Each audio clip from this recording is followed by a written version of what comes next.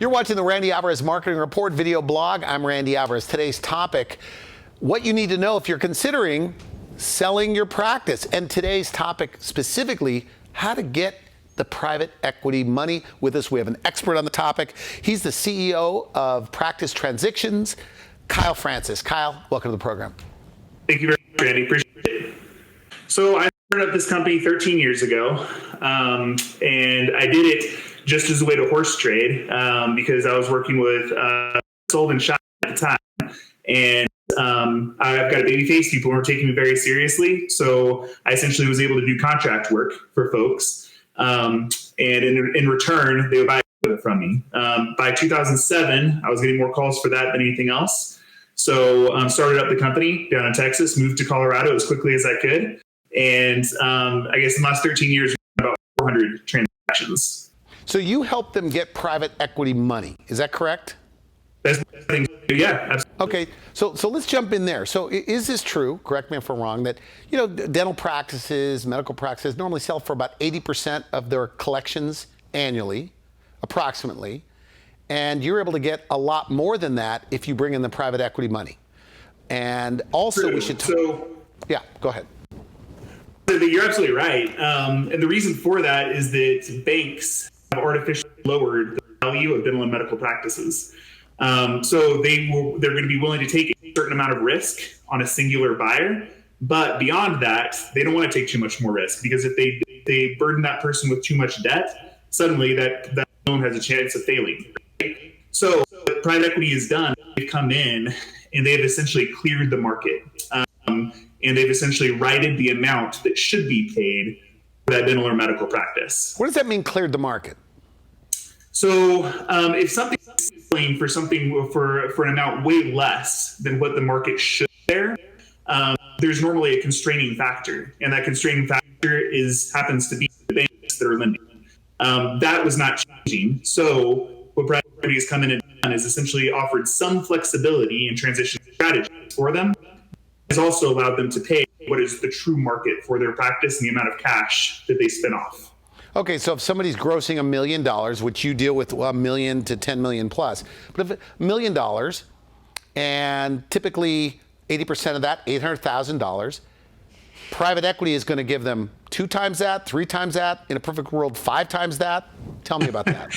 Yeah, I mean, if we have the time, 5 times is possible, but I typically look at what the different groups of what private equity can offer as essentially a cost average of something between 2 and 3 times what they could get otherwise. Now, if we have, a 10-year time horizon to work with, then suddenly it can be extremely different. So you're talking about even more than 5 times, but it's hard to project off of a projection. And I would rather underpromise, overdeliver, but easily 2 to 3 times. Okay, I'm going to be sending this to this marketing report to my clients. Many of them 5 million, 7 million, 8 million. They have a couple of associates. Some have 8 locations, 13 locations. So they're your ideal person, right? Somebody you could package up to these private equity investors. Is that correct? Without a doubt. Can I give you an example of that? Yes. Okay. So we were working with a practice down in Texas.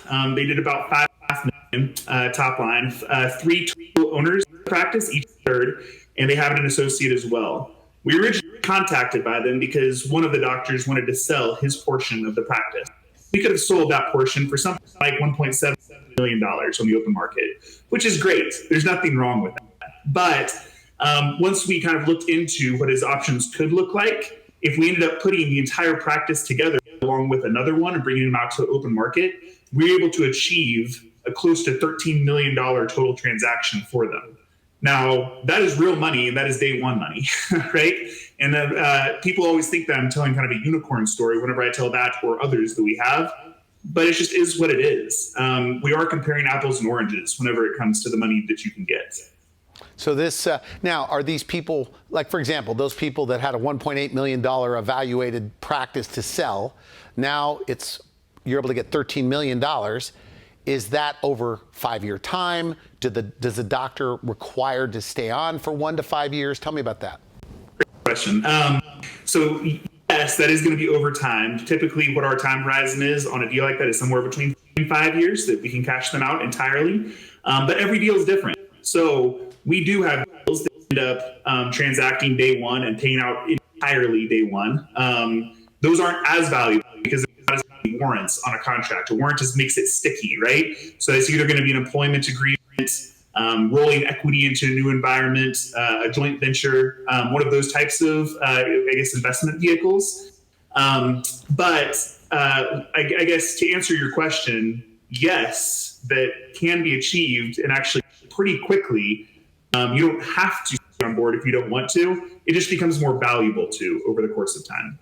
Okay, and so a person, so if you're just a single practitioner, it just makes it a little more difficult to get private equity money, obviously, right? So if you have like a $3 million practice, couple of guys, maybe 15, 16 employees, a proven system that works, that's sellable for you. Are these private equity companies, people, are they aggressively looking for medical and dental practices right now? I mean, is this like a hot time in your business?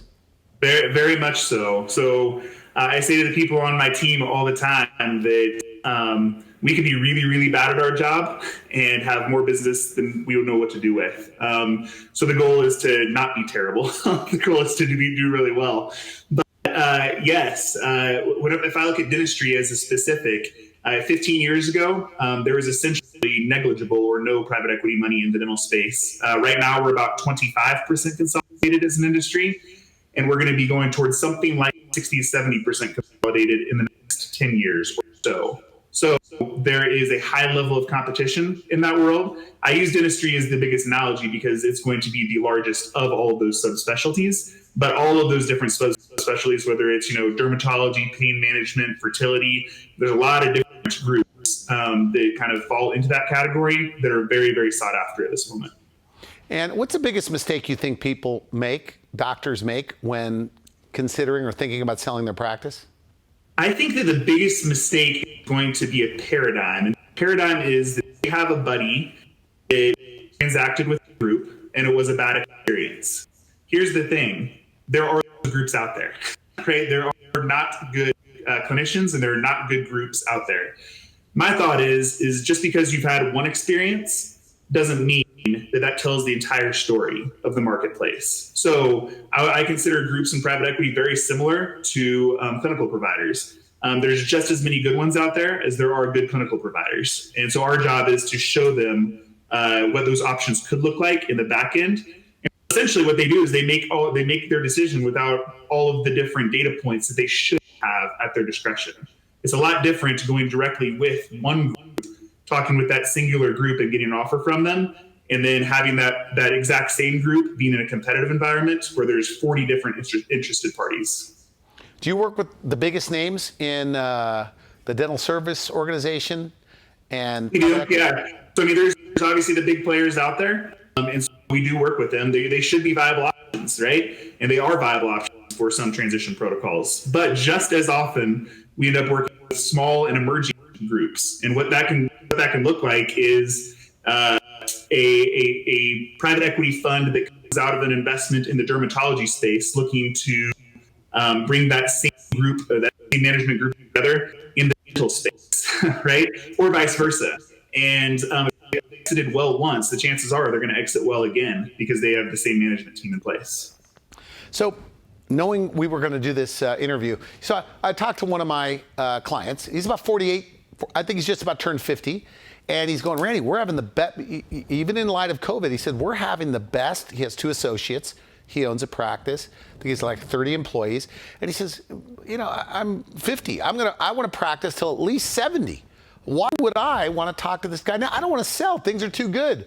So why would he want to get with you and know his options? So here's the thing. He may not end up transacting, right? There is a non-zero chance that he ends up looking and seeing what his options are and determining, what I've created is too great. I'm going to keep this going for the next 20 years and then transact. That's a viable option.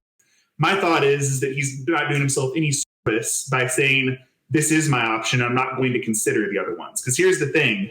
There are very enticing deals out there. And the competition is at a fever pitch right now. So why not take advantage and see what's out there? My thought is if there's no harm, no foul, you're not necessarily doing anything but taking a little bit of time to understand what those options could look like. And then you can make an informed decision one way or the other. But yeah, we end up running that all the time. A lot of the practices we work with have clinicians that are very successful. And they do come to us and they say, hey, by transacting with DSO X or MSO Y, we are going to feel like we're in a reverse mortgage. Sometimes those deals can feel like a reverse mortgage. And our thought is you shouldn't do that deal then.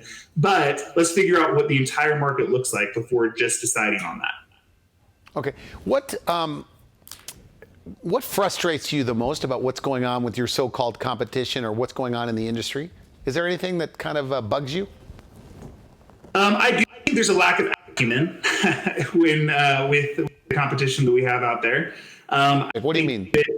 I'm sorry. What do you mean specifically? I would say that not everybody has the ability to do this style of transaction.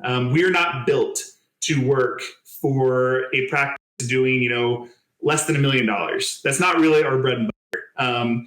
Just putting a buyer and a seller together is actually a pretty easy thing. It's not very intellectually stimulating to us. And there's a lot of groups out there that essentially say that they can do these things.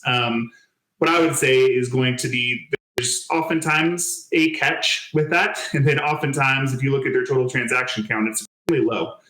So just like whenever I hired a PR firm this last year, I did a whole bunch of interview on which PR firm to go with. We chose the best. There's a reason that we chose the best. And I think that that's probably the most frustrating thing. Just because somebody has done a singular transaction at $5 million does not make them an expert. As going into this interview, sometimes I'm trying to wrap my mind around what you do. When we first met, I go, I really don't know about selling practices, but I always think of it as you're a guy that just puts buyers and sellers together. And I think maybe there's a lot of guys that feel that way. But in fact, you're the person that, because you make a commission off of that gross sale, is that correct? So your goal is for your own selfish reasons is to get them the big private equity money, to shop it around amongst private equity money. And is it a business of contacts? Because I know a publicist I was just talking to this morning, and the publicists with the most connections are the best publicists. So is that how your business kind of works? Like you have to have some of the connections. You have to know what's going on out there. Yeah. So I think to it is a network game, right? And so there's 350 different groups that identify as DSOs out there right now. There's another 100 that are more kind of private equity based that want to be in the MSO space. And I don't think that many people like in order to develop relationships and have transactions with a lot of them. And our thought is that business is not just about numbers, right? Profitability. It's also going to be your relationship game. And we want them to trust us and to know that whenever we bring a practice to market, it's going to be worth their while. And so it goes both ways, right? We have to work with really, really, really great practices and practitioners. On the flip side, we want to know who the buyers are and their entire trajectory, their fund goals, all of those things.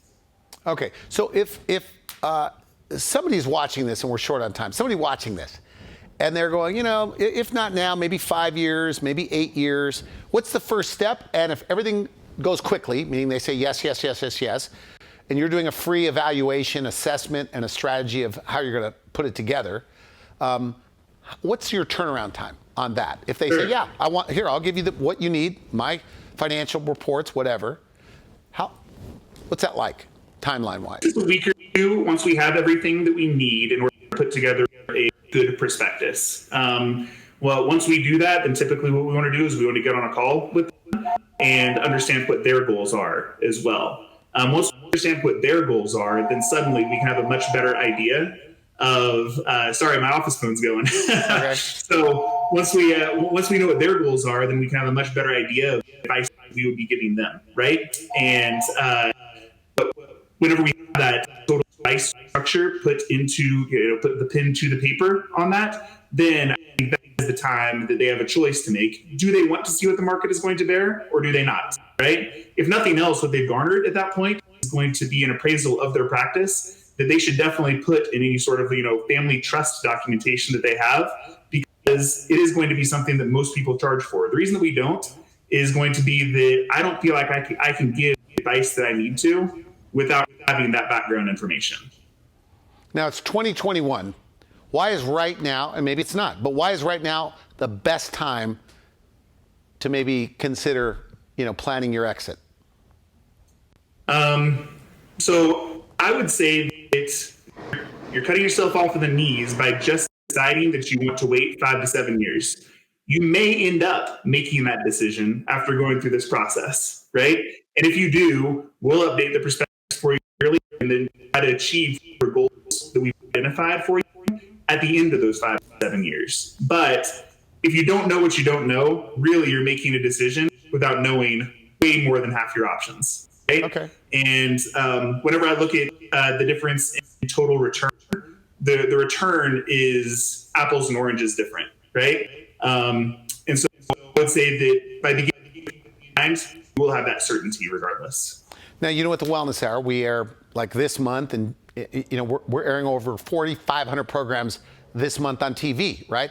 And I have my so-called competition, and if I were asked, Randy, how do you see yourself better than your so-called competition? I'm going to ask you, how do you see yourself better than your so-called competitors? I think it actually comes down to empathy, as weird as that is for a mergers and acquisitions guy to say. I think that we understand that we're not going to be the ones leading whichever direction they end up going. It's going to be the doctors who are going to be leading that scenario out. And so if we're doing the best thing by them, we should consider what an individual transaction looks like. We should understand what a merger is going to look like, what a joint venture, what an equity role, what a full buyout would look like, what that's going to do for them in their lives. Because everybody's different. And just because you can make $X times 4 on one transaction and just $X on the other, that doesn't mean that just by choosing an individual transaction, they're wrong, right? And so my thought is that we really do take a holistic approach to the way that we do a transaction or a transition, and we want to make sure it's right for them, because they're going to be the ones living with that practice legacy one way or the other. All right, good. Okay, so who do they call? Because you don't necessarily deal with, you have a lot of associates, a team that you work with. Hold on one second. We have literally, this is the noisiest day in the history of our studio. They're tearing down the place next door. The train is honking more than ever. I can't even hear what he's saying most of the time, but, well, it's too late now, but why? What's going on? Okay. It's unbelievable. It's jackhammers. I knew there was a reason you wanted to be on today. Yeah, it's like Armageddon out here. This is like, you think it was noisy when they were raiding the Capitol. This is even worse. All right, so Corey, the question will be, so knowing you were going to be on this interview, okay, what was like your main message? Like, what did you want to say? Like, I got to make sure I get this point across. What is it? Yeah. I think that my main message was going to be that if you don't consider what your options are right now, you essentially are deciding what your options will be in the future. And my thought is I would rather have the power and the leverage to make that decision now or later, rather than having those options control me on down the road. Are there a lot of, I'm sure there is, but is there a lot of procrastination in this? Unbelievable amounts. In your business? Yeah, so really, if you think about it, the way that we're structured, there's not a lot of barriers to entry, right? It doesn't take very much to send in the stuff and then to try to figure out what the options are. The biggest thing that we deal with is apathy. And it's understandable because it's not right in front of them, right? But it's funny the way that weeks turn into months, months turn into years. And if you don't have that, strategic decision making of saying, hey, this is something I'm trying to do this year, it's I have doctors that their excuses for not doing a show is they're going to get a hair transplant. I hear that actually about every 3 months. What I hear at least weekly is I got to lose 20, 30 pounds. And by the time they wait, they gain 30 pounds, right? And so everybody's in this waiting game. And I'm sure in your business, it's like, well, I have 2 associates now. We're going to do an addition, and then we're going to have 2 more associates, and then we're going to look into this. But might as well know your options now. It's like any other financial plan, right? Completely. Yeah, absolutely. It's the exact thing as knowing that, let's say that their stock is like, or their practice is Apple stock, right? It performs really well, grows, pays a nice dividend, all those kind of things. But there is a risk profile associated with it. The fact that they're the sole owners of that does make the investment decently risky. Right? And so if you look at typically the way that you mitigate that risk is you go out and buy mutual funds. Now, what are you giving up whenever you buy a mutual fund? You're giving up return, typically, right? Okay. Now, the funny thing about the ISO and MSO world, especially in terms of private equity, is going to be there is this thing called equity arbitrage, where essentially by putting your asset in another environment, it can return better than it would have otherwise, and suddenly you're de-risked. So there are kind of unique strategies that we can use for sure. So my takeaway here is there's too many of the doctors just looking for somebody to connect them with a buyer, rather than somebody that is a transaction expert that knows a thing or two or a lot about private equity money and packaging to a private equity company. Couldn't agree more. You said it best. Okay. Well, listen, final message, Kyle. Who do they call? What website do they visit to at least get an evaluation, get the conversation started? So a website that you visit is www.professionaltransition.com. Both of them are singular, professionaltransition.com. The place that you would call would be 719-694-8320. And you're more than welcome to talk with any of the folks that end up answering the phone there. If you want to get a hold of me specifically, the best way of doing that is just KFrancis, Francis, at professionaltransition.com. Okay, good. Well, Kyle, I want to thank you for coming on the program. Hey, thank you very much as well, Randy. Appreciate it. All right, have a great day. You've been watching the Randy Alvarez Marketing Report. I'm Randy Alvarez for now. I wish you good health.